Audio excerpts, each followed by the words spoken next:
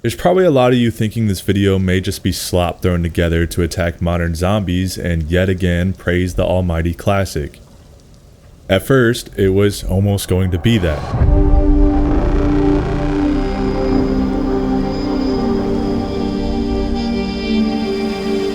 My first game of zombies in Black Ops 6 had me thinking it was just another year of Cold War zombies, which I deeply did not care for, nor did I think it left a positive impact on the mode. It had a lot of the same elements that I believed was changing the fun.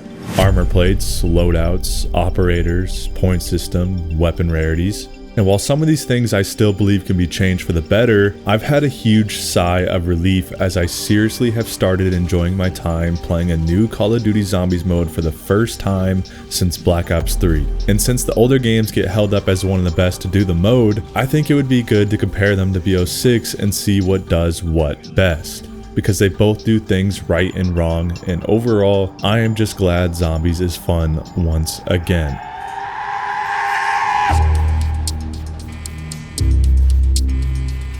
I won't lie, I was a huge doubter after experiencing Cold War and thinking it was going to be basically that again. I had little hope of enjoying my time with BO6 Zombies. So what changed my mind and most likely silenced a lot of the doubt that others may have had? Firstly, and this is probably a personal one, being able to turn off certain HUD elements really helps get a more classic experience that doesn't feel more like Warzone. I turned off the radar, hit markers, medals, points appearing on the middle of the screen, and things to that liking. As you can see, my gameplay is much different from someone who didn't disable all those settings. And this does change the experience drastically. You have no radar that alerts you of where zombies are spawning and gives you no information on the location of things such as perks. If you haven't tried out this way of playing, I suggest trying it and toughing it out until you get used to it. Secondly, the maps itself. Going into this, I thought Terminus would be the better map.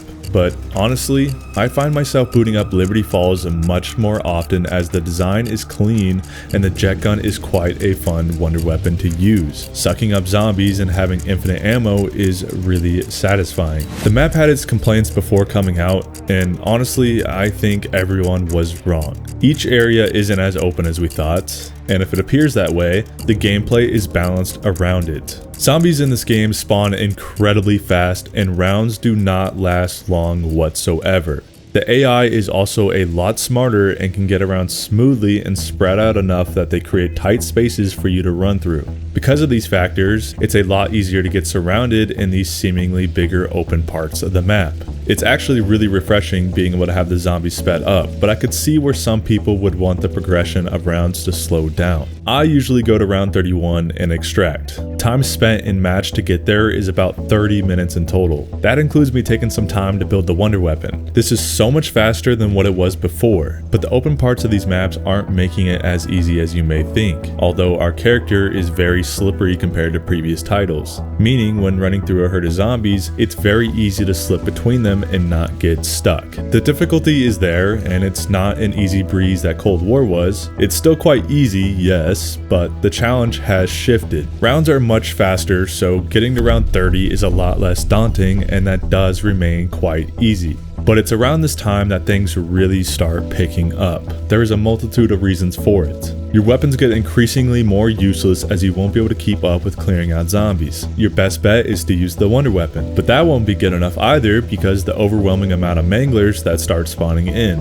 If you don't know, these guys don't only get much tankier and harder to take down, but they are very good at all spamming their cannons that are efficient at hitting you. Imagine a few of these being spammed your way every single round with a gun that can no longer effectively clear them out fast enough. That's not to mention this abomination spawning infrequently and ruining your training strategy. He's not always easy to take down. That's what the difficulty of BO6 is doing differently. It's switching up our strategies towards the end game, and no longer can we just mindlessly run circles of zombies. This is a very important piece to the puzzle for this video. BO6 Zombies is quite fun, but in very different ways from what we had before. To an extent, I still think we're evolving too much away from the formula, but I'm not going to sit here and pretend that I am not enjoying my time with it. But there are a few things that make me scratch my head and wish it was different. That's where we step in to start comparing it to our older formulas.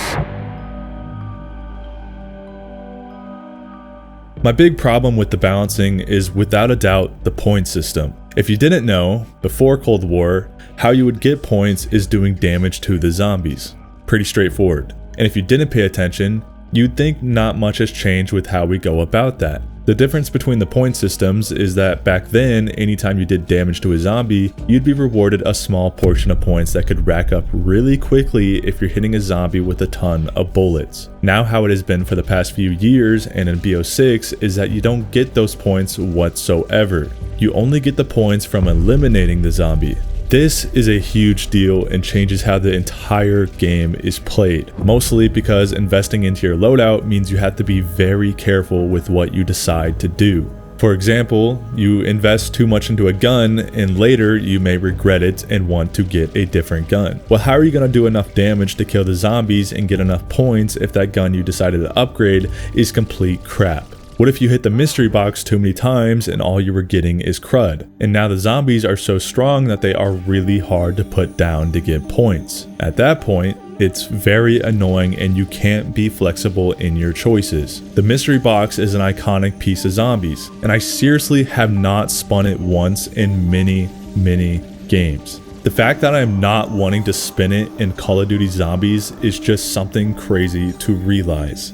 There's not much point, even if you were trying to go for the wonder weapon, because I have yet to get it out of the box because it is that rare.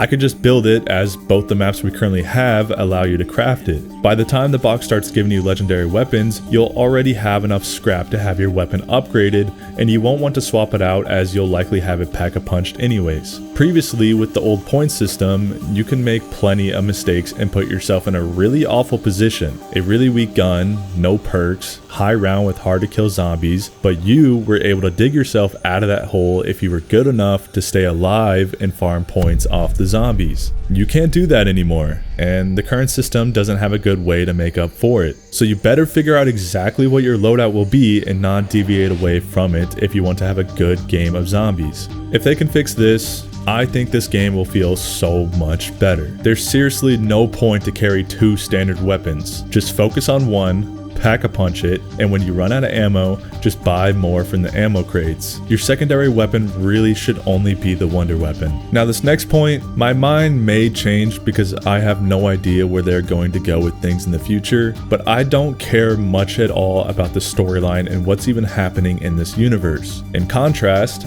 I got quite invested in our storylines from before. Even though it was very confusing and complex at times, I was drawn in to learn more. I can't really point at much and say it's this thing and that thing, but overall I'd still say I get a very generic vibe. That's really the only thing I can chalk it up to. Zombies used to take places, characters, plot lines, and absolutely exaggerate the crap out of them to give us this flavorful experience. Yes, they now gave us a playable cast, but I don't give a single crap about any of them. I cared way more about the Marines back in World at War than I do with any character here. And it's not because I'm stuck in the mentality of where I just want the original 4 characters every single map. There was plenty of new crews that held their own aura. 5 and Call of the Dead had more goofier, exaggerated characters with funny lines. Mob of the Dead took mobsters and made them badass. They created a few other groups and turned out quite successful with creating new cast of characters. Yet lots of them were locked into one singular map and never seen again. And now I have a strong feeling we're going to get accustomed to our current cast, and I hope it does change. I know there are rumors floating around of our older characters coming back, and they already have a strong identity attached to them, but man, I really do miss the atmosphere that was created from classic zombies. That's a huge thing I believe is still missing here within BO6. I really love the opening cutscene for Liberty Falls, but then you boot up into the map and it's nothing bad. I think it's quite pleasant to look at, but it's not evoking anything strong. Let's take an example at an older map that should have been quite basic on paper, but got turned into something full of charm.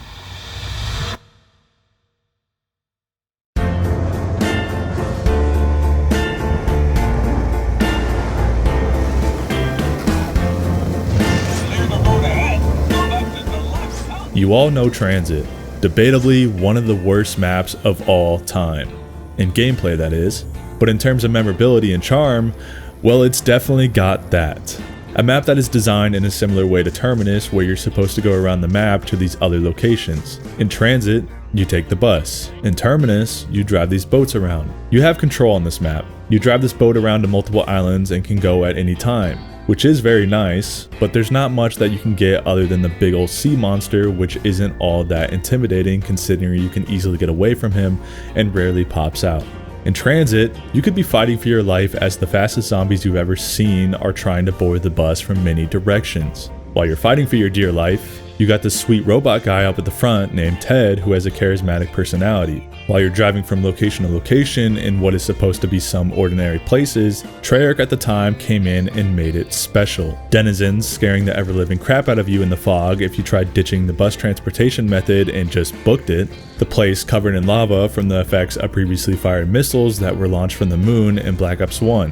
While denizens, the fog, and lava were considered annoying in the gameplay, they still provided something unique to the map that had a very strong presence that you wouldn't forget about. The more pleasant factors were those like the Ted robot that kept you great company on the bus, and even the distinct music from loading up the map with that signature scream.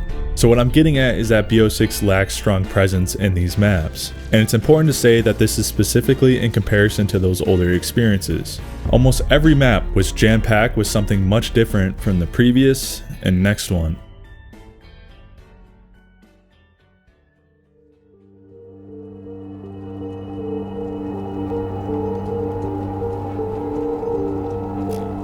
I still think BO6 Zombies plays well. I am enjoying my time with it and am glad I get to say that because it's been so very long. Timing is important here. The community has been starving and now we're finally getting fed something that isn't mediocre. With them aiming to make zombies feel more integrated into the overall progression system they have going in BO6, it can be a double-edged sword. The bad part is them trying to cater to a different audience within their game, taking away certain elements that once made zombies stand out. The good part is that there is some sort of progression in zombies that isn't extremely bare bones. Having a unique set of camos to go for and zombies being possibly the best way to level up stress-free is quite nice. I've always liked chasing Prestige Master within the multiplayer, so it's amazing that I can now do that in zombies.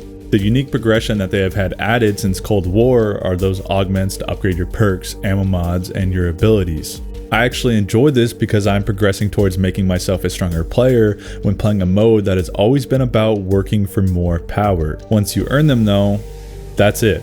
You got everything unlocked and they won't ever reset. This progression they are adding onto zombies I believe is a real good thing. But the parts where they try integrating into their other modes to encourage others is very scary to me. It can be what destroys some of the flavor since they are now thinking about other audiences. As of now, I do think they strike a good enough balance, and that's why I can enjoy my time with BO6 Zombies. Like before, I mentioned one of the best things they did was give us this rampage inducer that not only speeds up the zombies drastically, but it also closes that wait time in between rounds. So let's say you've been playing zombies for a while.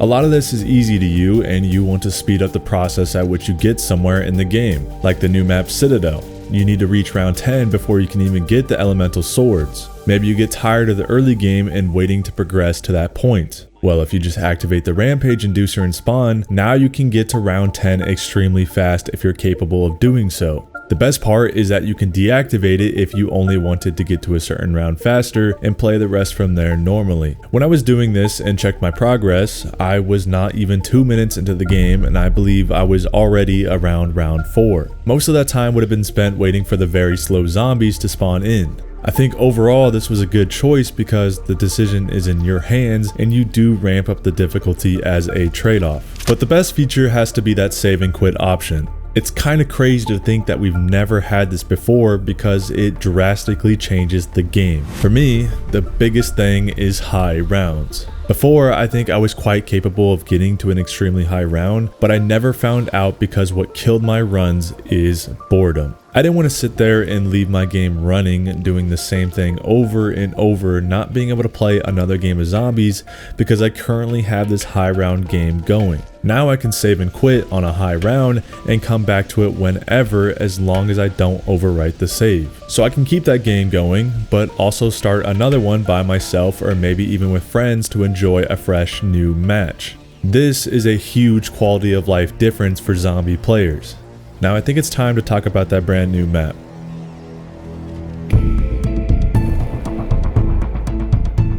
This map gives off quite the appearance of something fresh while looking at something very familiar, and that's exactly what it is. This is the honeymoon phase of a new map, so it may be too soon to judge it entirely. Everyone's going to compare it to Der Eisendrache because obviously there are castles in both maps. But the part that is truly comparable are the elemental weapons, which you could also compare to other maps with elemental weapons like the staffs from Origins. Why these are so important is because it's the biggest thing to eyeball when playing a map. Everyone wants the coolest thing that feels very powerful and looks great when taking down zombies. I do think they feel very good with very specific assisting augments from perks, but I do think they need buffed. A wonder weapon needs to feel overpowered and kinda ridiculous, especially in this game where your normal guns become very useless very quickly.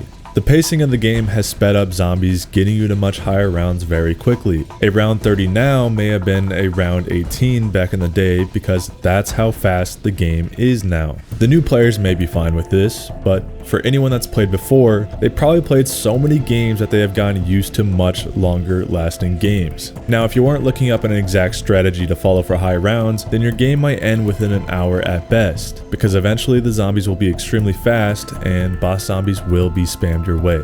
So when it comes time for that end game, that's when you will really need those cool elemental swords to be overpowered to be able to compete against those overwhelming odds. I like Liberty Falls so much because the jet gun is actually really freaking good. As far as the Easter egg and storyline, I don't mind it and the connections going on, but my stance still stands that I don't really care much about what's happening in this universe anymore. As far as the boss fight, well, I think it's quite epic in its own little arena. Kind of similar to Black Ops 3 where we started seeing a lot of these special rooms that were only accessible for the boss fight. But one of my favorite upgrades for BO6 is the actual boss fights. They're nothing crazy, but they also weren't anything crazy before. Now they actually feel like a challenge and something that you have to greatly prepare for, or else things will most likely go very south very quickly. It also is just more fleshed out and is overall a very rewarding experience for doing all those steps. Now let's talk about those two boss fights within Terminus. This is where this map really shines to me, but mostly because the boss fights weren't some cakewalk unless you were YouTubing the exact strategies you should be using. Now for context, I've been playing zombies ever since its release in 2008, and my friend group has also been playing for a long time. We failed this Easter egg multiple times. Previously, when running through BO3's Easter eggs with the same squad, we failed maybe once total across all the maps. So for those saying BO6 is easy, well, the boss fights weren't so easy unless, again, you watched a video on what exactly to use or just spammed all the gobblegums possible. We failed when fighting Nathan, and we failed several times fighting Patient 13. Even on the times we were successful, it was a struggle, and I like that. It made the map last so much longer and made the ending to it so much more enjoyable. The mechanics were quite straightforward and nothing crazy, but it was just pure fun with the fellas. That journey of doing the Easter egg or having some sort of objective when playing with friends and zombies is a feeling that is back and strong once again. All I saw on my TikTok feed were some iconic clips being created.